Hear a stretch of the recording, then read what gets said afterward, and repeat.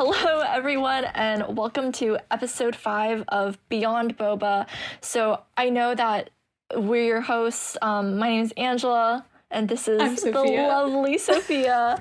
And since we're getting really close, oh boy, to final season, we'd like to talk about a subject that's pretty near, not so dear to our hearts because it's stressful, but it's something that you all might be experiencing right now or probably have experienced at least in the past, and that's high expectations and how our APIDA identities might kind of contribute to that and feed into those pressures. So just to start off, Sophia, I'd like to ask you about your experiences with high pressure and how do you think your culture might have played into that? Yeah, so thank you for that lovely introduction. Thank you. But yeah, I feel like audience members can probably really relate to this episode because at least for me, like growing up, I grew up in the Bay Area and I went to a school that, like if I'm tying it to my APIDA identity and culture, I went to a school with a lot of other APIDA identifying peers. And I feel like that, like in combination with culture expectations of like, feeling like I had to succeed or whatever, I feel like I was raised in an environment where high expectations were the norm. And so I felt like there was a very long time there, like almost my entire like elementary school, middle school, high school experience where I didn't realize that like this enormous amount of pressure to like succeed and excel, not even succeed, to excel and be like the best in everything. I didn't realize that that was like an issue, or I didn't realize that that was a problem, or that you shouldn't be like constantly stressed out all the time because of these expectations. So I guess that's a very brief overview of like my experience with high expectations. But like, what about you, Angela? What was that like for you growing up? I think it's really interesting because I had a very different like high school makeup in that sense of like there were very few APIDA students at my high school. And so I think a lot of the pressure not only came from myself and like wanting to, reach those expectations for families and other like teachers and peers, but also to have those stereotypes of being like, oh, since you're one of the few Asian students at this high school, you need to be like this smart kid, or automatically walking into a classroom and being like, oh, I know these expectations are already being held up, and it's almost emphasized because like me among my peers, I was like kind of cast out as different from this very start just because of like my cultural background. Yeah, so did you feel like, whenever you walked into a classroom and stuff, like did you feel that your teachers as well as your like maybe non-APIDA peers like expected things out of you just because, you were Asian? I think that definitely played a role into it, yeah. And what's also pretty harmful about it is I think it snowballs, You start off as like this smart kid for me it was middle school because my middle school and high school were attached. It was a weird thing. But I started off in 6th grade with those expectations already, and then it just gets like higher and higher. And when are you ever going to like stop being the smart kid? Did that kind of happen to you as well, or was it a pretty constant thing? Yeah, so like you said, like we did have very different high school experiences in terms of we were like the amount of like APIDA peers we had was different. And once again, I feel like my high school bred this environment of like we are all overachievers, or we are all here to excel in everything we do. And I guess like what I have to say about that is like for you mentioned how it felt like you were one of the very few like Asian kids that these expectations got placed on, but for me it was like my entire school. And so I remember like we would joke about it constantly. It would be like if someone did badly on a test, and I didn't realize at the time that this was harmful, but if someone like missed a question on a test or something, or like answered a question wrong in class, we'd be like, oh, but you're Asian, like, you should do better. And we'd say things like that, but it was like totally fine because like everyone said those things. We were like, oh, we're all Asian, like we should all be doing well, X, Y, and Z.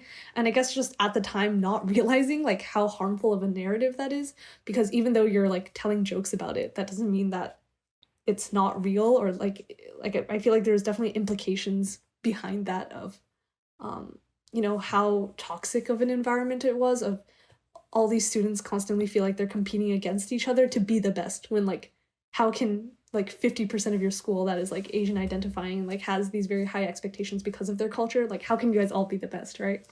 So I feel like that caused a lot of like tension among like ourselves during high school, at least. So yeah. Did that kind of come to a peak during college app season? College apps? Yeah, even before you like finished that sentence, I was like, oh yeah. You saw honestly, the fear in my eye. Yeah, I like felt it coming up. Repressed memories. Honestly, yeah, college app season was like not good. I really feel like it did lead up to that. Because once again, like I don't know what your high school experience was like, but from the high school that I came to, because like I live in the same city as Stanford, like every year there'd be like 12 kids going to Stanford, and like you were expected, like everyone was expected to apply to like Ivy League schools and stuff like that. So I feel like there was enormous pressure to like be better than everyone, or to feel like you had to exceed. And I feel like that was like implanted in me from like a very young age. Like I remember being in middle school and everyone just saying like, oh yeah, like your high school, that's the academic one, or that's the one where, you have to excel, or everyone expects you to be X, Y, and Z. And so I feel like college apps was like a culmination of that, because it felt like the first time that I was like, this is such a toxic mindset, but it felt like the first time I was like directly competing against my peers, I guess. And where I feel like all of us, I don't know, I feel like for me at least, it got to a certain point where like I didn't even know why I was like applying to these like quote unquote such hard schools. Because it's like, I didn't even want to go to them. It just felt like I was expected to, once again, to like want to go to them, or like to want to apply. Yeah, and I felt like that's probably like a universal experience for a lot of kids at my school. But I can imagine for you it was different. So what was that like, at least during college apps and expectations? I think at my school, like the counselors were pretty happy when they heard that kids were even thinking about college. But a lot of the pressures I felt were from like family and like relatives or people who knew my family. I remember like the first thing that kind of happened when we entered college app season was my mom would go on like the Weibo or whatever and she'd search up a list. She had a list ready of like the top colleges in America. And she's like, so Angela, you're gonna apply to like these, right? And she'd be like top 30 things. And mind you, it's like not even looking at the name of the college. It's just like looking at the rank, right? Exactly. And my counselors would be like, so what are you looking for in a college? And I'd have to be like, well, I don't want to say rank because that just seems super like superficial. But they're like, what about your like college campus? Are you looking for rural, suburban, urban? And I'd be like, that's not the point. Cows are fine, if my college is near farms, sure. If I'm in a big city, sure. But I had never like had to think about that before, right? Because my whole life I was kind of just chasing after like the Ivy League dream. Exactly. Of like that stereotypical story of, oh, your parents immigrated here. They had like that long period of just working super hard and going through all these trials and tribulations, and their child finally gets into like Harvard. Wow. And I wanted to be that kid growing up. Yeah, I feel like you just like brought up something that's like also very important to note, is like, at least for me, like my parents growing up, they were never like the stereotypical Asian tiger parents. Like I'm very lucky for that, I guess. Like they never pressured to me to like, oh, you have to skip a level in math, or like you have to do X, Y, and Z. I felt like they were honestly like pretty hands off in terms of me academically. And so then that raises the question of, okay, well then why did I feel such high expectations if my parents were not actually physically pushing me? And I feel like it's exactly what you just said, of like, although they never explicitly told me like you have to be the best, or like you have to exceed, it was this feeling of, we immigrated all the way here, we like suffered so much, like when we came here we had like $5 on us and X, Y, and Z. So it was never a vocalized thing, but it was like yeah, it wasn't something that had to be said. It was just like, we worked so hard for you, like you better succeed now, because it's like, or else what did we do all of that for? So I feel like that's a big layer of the pressure that I felt, is like, although it wasn't said, it was kind of just always in the atmosphere. And once again, like going to a high school with a lot of other like children of immigrants, like specifically like Asian children of immigrants, I felt like everyone probably felt similarly. But what about you? Yeah, I definitely felt that kind of like pressure coming from yourself, and kind of holding yourself to that, oh, I need to be this particular kind of someone. Even though, because pressure doesn't always have to come from like external factors, and like expectations are just as rigid when they're set by like yourself as they are when they might be set by like some other figure. So I think that's also a very important thing to recognize, is that those high expectations can be built by so many different things. But yeah, kind of moving on a little, now that we've talked about the expectations themselves, I know that we're both like pretty creative people. So how have been some ways that you've used creativity or activities like that to kind of relieve some of that stress? Yeah, I guess like in high school, I had a very big creative outlet of like doing theater. And I think like part of the reason I liked it so much was because like, well, this goes into like a very big other issue, I guess, but like, there's not many Asian students who do like the performing arts, like theater specifically. Like I think just the theater here in the US just lacks representation in general, but once again, that's a completely separate issue. But going off of that, it's like there were no expectations for me in theater because of that. It's just like, oh, like you are here to participate in this now. And yeah, I didn't feel the pressure of, oh, I have to be the best in this in order to, so like I can get into the best college over someone else. It was very much just like, this is just a community thing that I do for fun. And I feel like once you get into those later years of high school, there's very few things that you legitimately do for fun. I feel like everything somehow can be like tied to, this can be a line on my resume, or like how can I show this to college admissions people so that they view me in a better light. But like this was legitimately something that I just did for fun, and once again it felt like there were no expectations there. But like, what about you? What was your outlet, I guess, in high school to escape these kinds of expectations? I felt that so much when you said like you gravitated towards theater because there were less boundaries within it. And I think that's really what drew me to creating like visual art, like sketching, painting, all of that. It was because, from a young age when I realized that there were expectations surrounding like math and science and even like English, trying to prove that, oh, the one of the few Chinese kids isn't sucky at English. After I recognized those like expectations, art was something without that. It was something that no one could say like, oh, that's objectively, terrible art, because art can be anything. And also because there were less restraints on kind of how to go about it, I felt that when I did art, my creations were truly my own, and they weren't just me chasing after some grand goal, but instead just something that I could use to, creatively express myself and, kind of do whatever. Like I could be subjectively bad at art, and there's always that, like, there's always going to be someone who looks at it and goes like, oh, that's like, yes, I feel that. I feel the vibes from that. Or I always took that growth, because I think in academics, a lot of times when I succeeded at like a grade or something, it was relief that I hadn't failed instead of true like joy that I had succeeded. And with art, it was purely just, oh, I've done something that I've loved, and I have this to show for it now.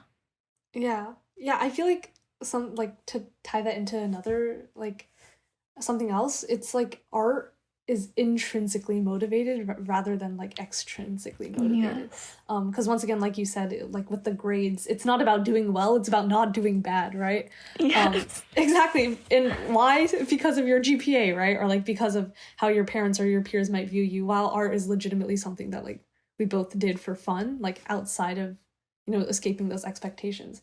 And so like I know the two of us, we've talked a lot so far about the expectations that we felt in high school mainly, and like, during college apps and stuff. And how do you think that those expectations have changed at all for you? Like, do you feel the same kind of pressures? Have you learned new ways to deal with that?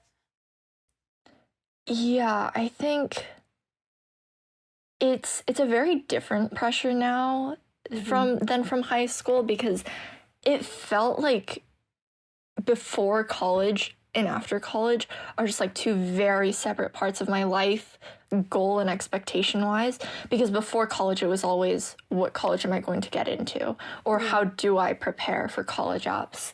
And that was the expectation. But now the expectation has shifted to more of a broader, like large scale, what are you going to do with your life, and like how Mm-hmm. are you going to contribute to the world. And so now I think on the scarier side of the expectation scale, it's kind of like how the world is expecting things from you, instead of just your teachers and like your parents. It's now, how are you Exactly. going to like use your skills or talents to go towards society. Mm-hmm. But on the brighter side, I think that also leaves you a lot of freedom to kind of craft your own expectations, instead of always relying on the high expectations that were set on you by others. Mm-hmm. But what about Yeah. you? I guess I also, because it's exactly like what you said. I feel like I, like, to be completely honest, like, I feel a great deal of expectations on myself right now, but these expectations are completely different than the kinds I felt in high school. Because, like you said, in high school, it was, oh, I need to meet these expectations to not disappoint, to, like, not feel embarrassed around my other high achieving peers, or I need to do well so that my parents aren't embarrassed of me when they tell their friends what college I'm going to, like, things like that, right? Well, I feel like this past year and like being in college and feeling like my decisions matter more now, like what you said is like, oh, Right. now what am I going to do with my life? I feel like I've, and this is like kind of a depressing thought, but in terms of identity and culture, I feel like I've been feeling a tremendous amount of pressure from society now, because although we all know that high expectations can have very dangerous and harmful effects on mental health, and like causing burnout and things like that, I almost feel like as an Asian American, it's like unavoidable for me, because although like I tell myself like, yeah, you stop working yourself so hard, like you could be happier doing other things. Like the world doesn't treat me like that. Like the world sees me as an Asian person. And I feel like there are still so many people in this country who like, fall into the model minority myth of thinking like all Asians are successful, right? And so like that's where you get experiences of people where I don't know, um I read this statistic somewhere where it was saying how they conducted a study, and based off the recruiter, if the recruiter knew the person's ethnicity, like whether they were Asian or whether they were white, they would like judge them differently. It's like the white person only had to have like a bachelor's degree in order to get the job, while the Asian person had to have a PhD or like a master's to be treated the same. And so that just goes to show that although I can relieve personal expectations off of myself, I feel like sometimes it feels so helpless because I can't change the way that others feel like I should act, which is that I must be overachieving constantly. And I guess that's where I feel a lot of, I don't know, it feels like a very heavy weight on me recently, because it's like that's something that I feel like me alone as a person cannot change, but something that like society needs to do better in general, of just, informing people that, the model minority myth, although it sounds positive on the outside, because it's like, oh, cool, everyone thinks you're smart, like how it's actually very harmful as like what I've just described, I guess. But yeah, what are Mhm. your thoughts on that? I think burnout is such a real like side effect of the high expectations, and the fact that like because of our APIDA identity, it does kind of continue throughout our lives. Of like, if we're in an office room, for example, and if we're the only like APIDA individual there, then I Mm-hmm. know a lot of people feel like, oh, I'm representing something, and I have to be Exactly.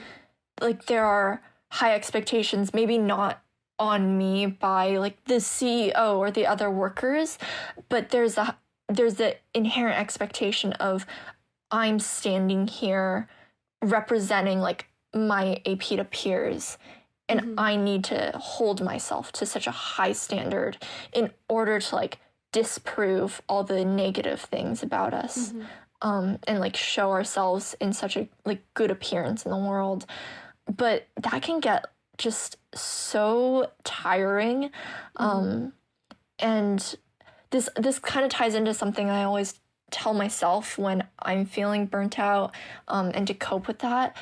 But I saw this thing somewhere where it's like giving your best effort does not equate to burning yourself out, not leaving any time for self-care, and working on a project to the point where like you have no time or energy or passion for anything else. Like that isn't giving your all. That's literally just giving yourself away.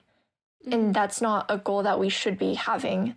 And so I think whenever I notice these high expectations are just really like pushing down on me, I think I always try to take a step back and be like, how much effort should I be giving? And like if it's too much, then it's difficult, you know, to realize that these expectations are out there and still not be breaking yourself to meet them. But I think that's something that a lot of people like have to do as well. Yeah, that's a very powerful thing you just mentioned there, because I feel like I definitely still fall into that. Like if I even take, I don't know, like 2 hours to do something fun for myself, like I feel guilty about it because it's like I'm not doing work. But it's like, why do I feel that way, right? Because of, you know, just all these expectations that like, you know, society places on me, but also like I place on myself, right? And I know that once again, like the societal part and like how other people view me like externally, that's something that's really hard to change, just like me by myself, right? So, you know, I turn to what ways can I cope with my own expectations of myself, like deal with that first before I like move on to fixing how the world views me, right? So what are some like individual coping mechanisms you use then to try to relieve yourself of these expectations? Yeah, I mean, other than just like the aforementioned telling myself that, you know, it's okay to not do like 120% of your effort on things all the time. And art, I think another thing I use to cope with these high expectations is just to talk to like family or friends who either like have also gone through this experience, and so they kind of like know what's going on, and we can all take a breather from like the heaviness of the world. And also sometimes it's really nice to know that even with these high expectations, like you're not alone, and there are people who are also feeling this and are also looking for ways in order to make those expectations more realistic and not, again, like break their back trying to reach them. And there's power in standing with friends and family and realizing that like these pressures that society puts on you does not, you know, it doesn't change your value, even if you don't fit in that like perfect mold, and that there'll still be people who like love you and treasure you and your time regardless of where you are in that journey of like trying to, you know, fight societal expectations. Yeah, I feel like going off of that, like something I've gotten much better at, like something positive for the first time, but something that I've gotten a lot better at is like realizing that like success, or like whatever measures of success you'd want to use, whether it's what college you go to, how much money you make in 4 years, it's like that's not all that matters in life. Like I'm starting to realize that, like, you know what matters more than that, you know, like sometimes taking a break or being happy, right? And like not to get like philosophical, because it's like if I'm only here once and I'm just living and I have a certain amount of years here, it's like why do I want to spend all of that chasing like arbitrary standards of success? So I know that's such an easy thing to say but a hard thing to do, but I think it's like once again what you said, just like taking small steps towards doing that, whether that means, even just taking 2 hours of your day, or legitimately I feel like once you like you said, talking to people who feel similarly to you is just such a good way of relieving that stress or those expectations. And although I did go to a very competitive high school, I guess I'm kind of thankful for that experience, because that means I have peers and like high school friends who went through the exact same thing I did, and now we can like, now that we're, it's been a year since we graduated. Oh my God, it's been a year since we graduated. But now that we're like removed from the situation, we can look at it and be like, wow, that's something we did that wasn't healthy, right? So yeah, like talking to peers is definitely a very good way to, get some weight off of you sometimes. Sophia, you said we only live once. Are you suggesting that we bring YOLO back? Yes. Yes. You heard it here. You heard it here. If there's one lesson we're taking from this episode, YOLO. Sophia, YOLO. YOLO. I feel like I'm in 2012. Once. I mean, honestly, it's like, okay, the message itself, like the tagline itself is cheesy and stupid, but like, if you take the time to think about it, the message behind it is immaculate. Like, it makes so much sense. So you might as well just do it. Yeah. You heard it here. The message behind YOLO is immaculate. Immaculate. Yes. Yes, it is. But like, I know that we've been talking a lot about how to kind of help with those high expectations and individual coping mechanisms. But it's also really important to recognize that a lot of these problems aren't things that like an individual can solve completely, because a lot of it does come from external factors like societal pressures, and just like you mentioned, the model minority myth. And a lot of those things need a community, and even larger than just one community, to be able to impact. So we're not saying that like, oh, if you like do theater or you go by YOLO your whole life, that you're not going to feel high expectations. But I think it is something to consider that, like we talked about, we both found comfort in, forming these meaningful connections and relying on these connections, and like moving forward in order to kind of have more realistic expectations for ourselves. It's important to kind of like move together with empathy, and being united on this front to just kind of say like, oh, it's okay. Like, support your peers, move together with them. Hopefully, like, don't stress too much about your finals. Grades aren't all that matters. You're amazing, whoever you are. But yeah, so you're amazing, whoever you are. YOLO. Amazing. I don't know what Sophia's doing, something with her hands. I don't know. With that said, if we can give you a little spark of joy, shameless plug, because it's our own podcast.